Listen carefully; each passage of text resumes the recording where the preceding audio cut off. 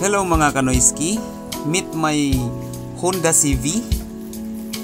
Bago natin ipagpatuloy ang ating voiceover na napakalupit, ay huwag natin kalimutan i-subscribe and i-follow ang ating Facebook page at ang ating YouTube channel na Kuya Noy TV.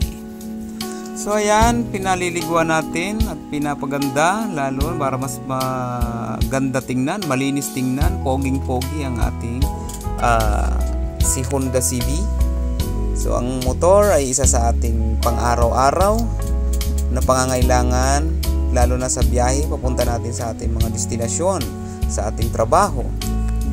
Ang motor ay parang asawa yan. Jowa, JF girlfriend nyo na inaalagaan.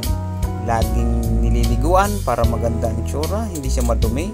Kung sa mga asawa naman ay dapat natin silang dinidiligan. Kasi pag hindi natin nadidiligan ay nakasimangot, laging mainitin ang ulo. Kung sa mga bulaklak sa halaman, pag hindi mo nadiligan, ay manunuyo ang ating halaman. Parang ganun lang din yan sa ating mga asawa at ating mga ka-live-in partner. Ang Honda CV, ang ating mga motor o kung anumang motor meron kayo, ay dapat ninyong alagaan.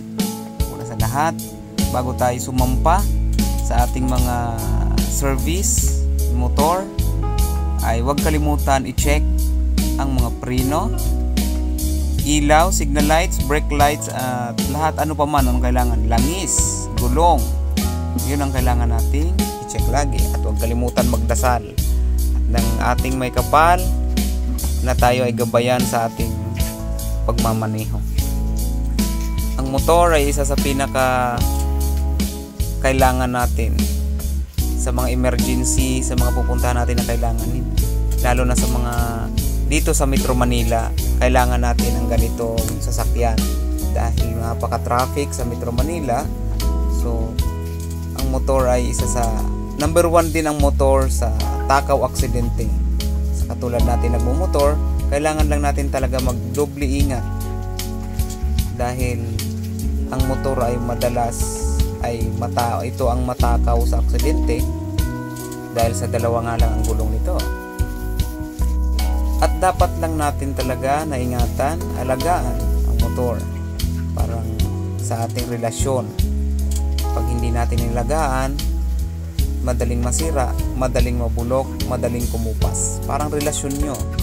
Pag hindi mo inalagaan ang relasyon nyo, ayan yung madaling mawawala. Madali kayo maghihiwalay dahil hindi kayo marunong mag-alaga. Parang motor lang din yan. Dapat nating alagaan. Lagi nating i-check lahat kung okay ba si ganito, okay ba yung ganyan. Yan ang dapat nating alagaan at wag nating kalimutan ang gas. Dahil hindi tatakbo ang motor kung walang gas. Kain mo man kung kumpleto man yan sa ilaw, brake, signal light, okay ang gulong, langis, kung wala kang gas, hindi tatakbo yan. Kung para magkaroon ka ng gas, magtrabaho ka. Dahil hindi ka naman makakabili ng gas kung wala kang trabaho, wala kang pambili ng gas. So ayan mga Kanoyski, huwag natin kalimutan i-subscribe, i-follow ang ating maliit na bahay, ating YouTube channel. Hinuhugasan natin ang ating CB110, ang ating CB110 dahil hindi natin afford yung mga magagandang motor. Hindi tayo pwede makipagsabayan sa mga magagandang motor. Ang importante sa akin, meron akong service papunta sa trabaho, papunta sa kung saan man napupunta, sa ang destinasyon. Yun ang importante sa akin. Unang-una, makakatipid ka sa pamasahe. Kapag sa commute, hawak mo ang oras mo, mas mapapabilis ang biyahe mo pag meron kang sariling service. At isa pa, hindi hassle sa biyahe dahil motor ang gamit mo. At ang kagandahan dito sa aking service, unang-una, matipid. Matipid siya at kayang-kaya sa panggas, kayang-kaya ng bulsa. Ayan guys, maraming salamat sa inyo. Hanggang dito na lang ang ating video at huwag kalimutan i-subscribe sa ating YouTube channel at ating Facebook page, Kuya Noy TV.